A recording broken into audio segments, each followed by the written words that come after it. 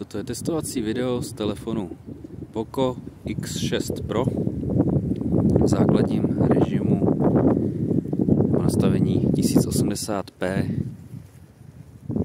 30 snímcích za sekundu se zapnutou stabilizací.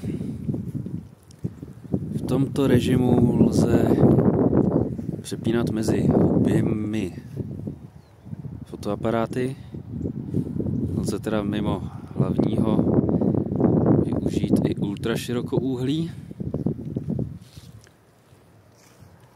a následný zoom už je pouze digitální, až 6násobný.